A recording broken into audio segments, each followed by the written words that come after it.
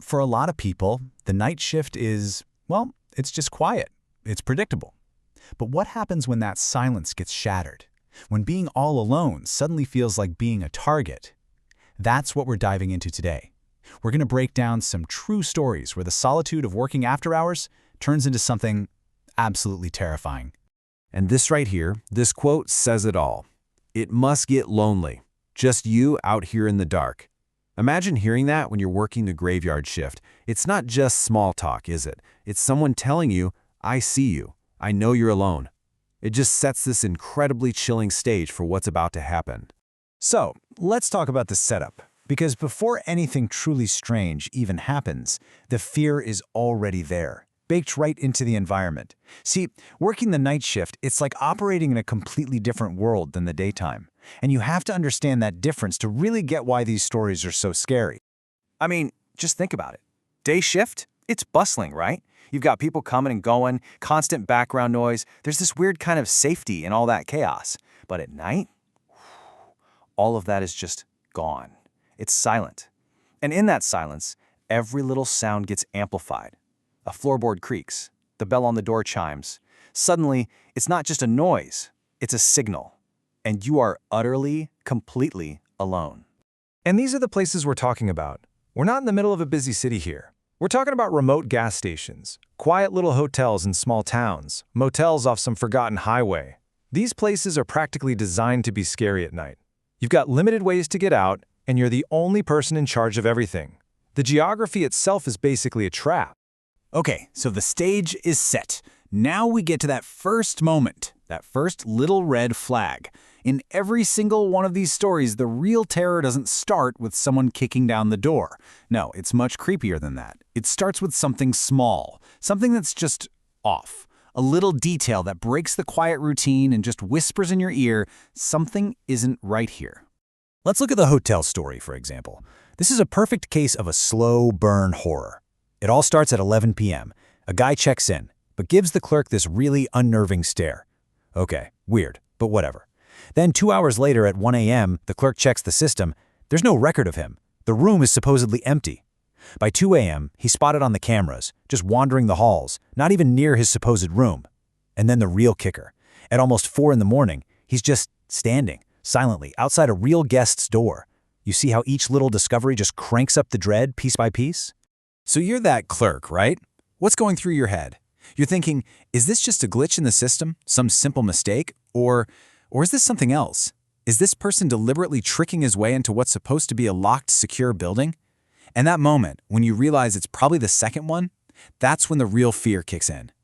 And this isn't a one-off thing, This pattern shows up in the other stories too. You've got the motel clerk who keeps hearing the service bell ring. Ding, ding, ding. But every time he checks, the lobby is completely empty.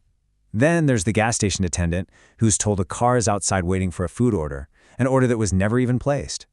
These are those first little glitches in the matrix, The red flags that reality is starting to break. All right, so this is the turning point. This is where things go from just being kind of weird and creepy to being actively threatening. That vague feeling of being watched, it crystallizes into something much, much worse. The absolute certainty that you're not just being watched, you are being studied. And I mean, listen to this. This is one of the most chilling things I've ever read. A guy who calls himself Paul says to the gas station worker, Meredith, I have nice handwriting. You use little slashes. It's very specific, thoughtful. He's not just looking at her. He's analyzing her handwriting. He's telling her flat out that he's been studying the tiniest, most personal details about her. It's so invasive. And if that wasn't bad enough, he takes it a step further. He says, you always keep the door to the back room locked. I notice you check it around 2 a.m. almost every night. He knows her safety routine. He's watched her do it. He's basically telling her, all those little things you do to feel safe, yeah, I see them, and they don't matter. Okay, now let's jump to the motel story, because here the threat goes from something you hear to something you see, and it is horrifying. Remember that bell that kept ringing all night? The clerk, Daniel, finally figures out what's causing it, and it's this. A pale hand came up from under the front desk, reaching over the counter and pressing the bell. The threat wasn't some ghost. It wasn't someone outside trying to get in. They were already inside, hiding literally feet away from him the whole time. The gas station incident was different, but honestly, maybe even scarier in a way. This wasn't just one creepy guy. Look at how this went down. First, a car with no license plates parks in a blind spot, the lookout. The driver just sits there, watching everything.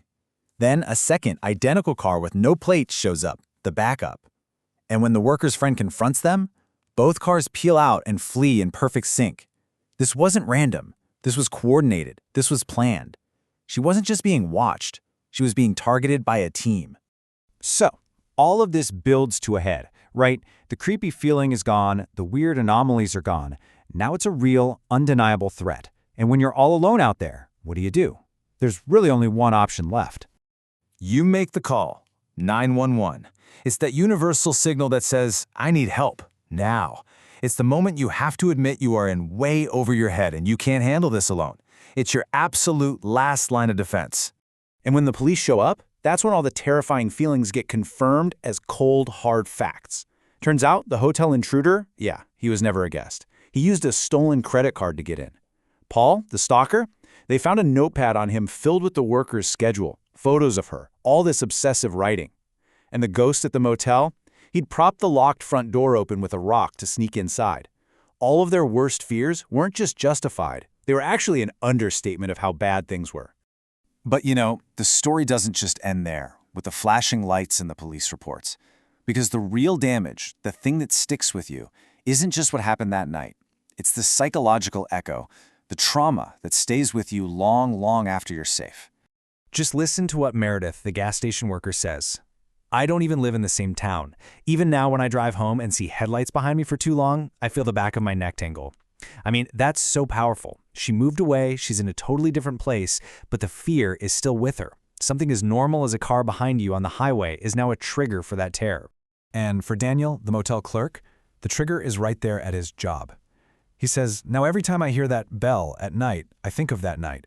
That simple little ding, a sound he's heard thousands of times, is now forever connected to the image of that pale hand reaching up from the shadows. His workplace, a place that's supposed to be familiar, is never going to feel safe again. So when you boil it all down, that's the true cost of surviving something like this. It's not just a bad memory. It's this lasting state of being on high alert all the time. It's losing trust in your surroundings. It's when everyday sounds make you jump. It's having to move just to feel safe. It's this permanent, unshakable feeling that you're always being watched. Which brings us back to this one final, really unsettling question.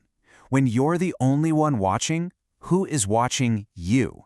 Because maybe the biggest fear for anyone working that lonely night shift isn't about what's lurking out there in the dark. Maybe it's the chilling idea that someone's been in the darkness with you the entire time, just waiting for you to notice.